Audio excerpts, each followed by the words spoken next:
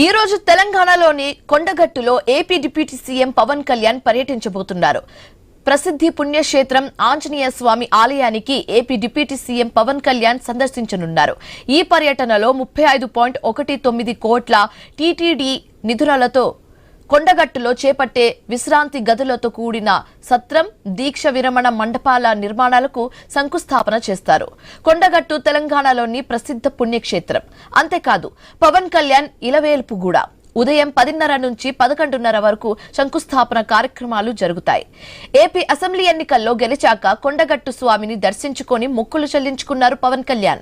ఆ సందర్భంలో దేవాలయ అధికారులు అర్చకులతో మాట్లాడితే కొండగట్టు క్షేత్రానికి సుదూర ప్రాంతం నుంచి వచ్చే భక్తులు పడుతున్న ఇబ్బందులను పవన్ కళ్యాణ్ దృష్టికి తీసుకెళ్లారు. అయితే దీక్ష విరమణ మండపం, విశ్రాంతి గదులతో కూడిన సత్రం అవసరమని అధికారులు అర్చకులు కోరారు. ఆలయ అభివృద్ధికి సహకరించాలని విజ్ఞప్తి చేశారు. దాంతో తిరుమల తిరుపతి దేవస్థానం సహకారంతో కొండగట్టు క్షేత్రంలో నిర్మాణాలకు పవన్ కళ్యాణ్ ప్రతిపాదనలు చేశారు. సీఎం చంద్రబాబు దృష్టికి తీసుకువెళ్లగా ముఖ్యమంత్రి సానుకూలంగా స్పందించినట్లుగా డిప్యూటీ సీఎం ఆఫీస్ వెల్లడించింది. అయితే టీటీడీ ఇచ్చే నిధులతో దీక్ష విరమణ మండపంతో పాటు 96 గదుల సత్రం నిర్మాణాలు కూడా చేపట్టారు. ఒకేసారి 2000 మంది భక్తులు దీక్షలు విరమించేలా మండపం సిద్ధం కానుంది.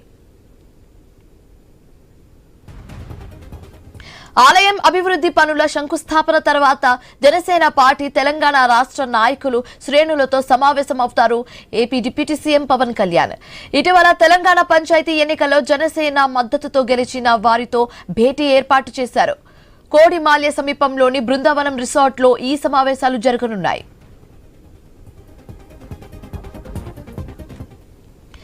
ఇదే అంశానికి సంబంధించి మరింత తాజా సమాచారం మా కరెస్పాండెంట్ ప్రశాంత్ ఫోన్ ఇన్ ద్వారా అందిస్తారు. ప్రశాంత్. Good morning Shivani.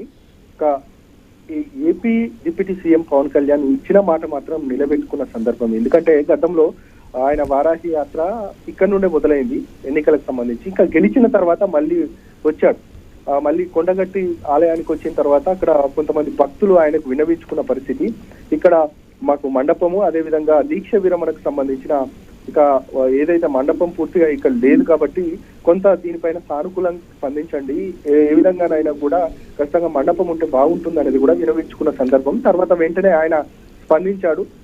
స్పందించిన తర్వాత పూర్తిగా ఏపీ ఈ ప్రభుత్వం అంటే అందులో ఉన్న డిప్యూటీ సీఎం కాబట్టి అక్కడ ఉన్న సీఎం కి విన్నవించడంతో సీఎం కూడా సానుకూలంగా, చంద్రబాబు నాయుడు కూడా సానుకూలంగా స్పందించడం, ఆ తర్వాత టీటీడీ చైర్మన్ అయిన బీఆర్కే నాయుడు కూడా పూర్తిగా నిధులకు సంబంధించి కూడా విడుదల విషయంలో ఆయన సానుకూలంగా స్పందించడంతో దాదాపు 35.19 కోట్ల రూపాయలు దీక్ష మండపము, అదేవిధంగా 96 సత్రాలకు సంబంధించిన నిర్మాణానికి సంబంధించి పూర్తిగా నిధులు కూడా రిలీజ్ చేయడము, ఇక ఆ తర్వాత జరిగిన పరిణామాలు మనం చూస్తా ఉన్నాం. మొత్తానికైతే ఇక హర్షాతిరేకాలు కూడా ఇక్కడ తెలంగాణ వ్యాప్తంగా కూడా చాలా మంది హర్షిస్తున్నారు. ఒకవైపు బండి సంజయ్ లాంటి వాళ్ళు కూడా ఖచ్చితంగా ఇది హర్షించదగ్గ విషయం అంటూ కూడా, చాలా మంచి పని అంటూ కూడా ఆయన కొన్ని మాటలు చెప్పాడు. ఆ తర్వాత ఇక ఈ రోజు ఆ నిర్మాణానికి సంబంధించి పూర్తిగా శంకుస్థాపన ఉండబోతుంది. ఉదయం 9 గంటలకు ఇటు హైదరాబాద్ నుండి బయలుదేరుతారు. తర్వాత ఇక్కడ కొడిమేల దగ్గర ఉన్న నాచ్పల్లి ఆ ప్రాంతంలో అక్కడ జేఎన్టీ ఉంటుంది. ఆ జేఎన్టీ దగ్గర ఆయన హెలిప్యాడ్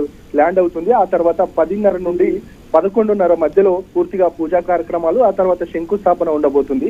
తిరుగు మళ్ళీ ఆయన కొడిమేలకు సంబంధించిన రిసార్ట్ కి సంబంధించి బృందావన రిసార్ట్ లో ముఖ్య కార్యకర్తలతో సమావేశం అవుతారు. తెలంగాణలో జరుగుతున్న రాజకీయ పరిణామాలు, అదేవిధంగా జనసేన పార్టీకి సంబంధించి కూడా పూర్తిగా ఆయన తెలంగాణలో కూడా పూర్తిగా పాగా వేయాలి, ఖచ్చితంగా తెలంగాణకు సంబంధించి కూడా క్రియాశీలకంగా కార్యకర్తలు ఉండాలంటూ కూడా ఆయన కొన్ని విషయాలు చెప్పే ఆ పరిస్థితి ఉంది. ఖచ్చితంగా వారంతా కూడా ముఖ్య కార్యకర్తలు సమావేశం ఉంటుంది. ఆ తర్వాత 1 గంటకు తిరుగు ప్రయాణం ఉంటుంది. ఇక ఇది ఈ రోజు ఆయన షెడ్యూల్. మొత్తానికైతే భద్రత విషయానికి సంబంధించి కూడా కట్టుదిట్టమైన భద్రత కూడా, ఎందుకంటే ఆయన ఫ్యాన్ ఫాలోయింగ్ చాలా ఎక్కువ ఉంటుంది కాబట్టి వేలాది మంది అక్కడ తరలి వచ్చే పరిస్థితి ఉంటుంది కాబట్టి ఖచ్చితంగా భద్రత విషయంలో దాదాపు 1100 మంది పోలీసులు ఉండబోతున్నారు. ఖచ్చితంగా కట్టుదిట్టమైన భద్రత కూడా ఏర్పాటు చేశామంటూ కూడా పోలీసు అధికారులు చెప్తున్న సందర్భం. మొత్తానికైతే ఈ పరిశీలనకు సంబంధించి కూడా స్థానిక ఎమ్మెల్యే మేడిపల్లి సత్యం ఇదంతా కూడా చూసుకుంటున్నారు.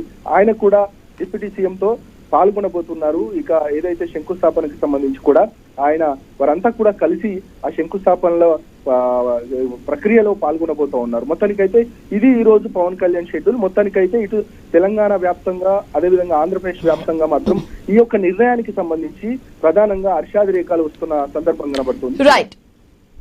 Right thanks for the updates Prashanth.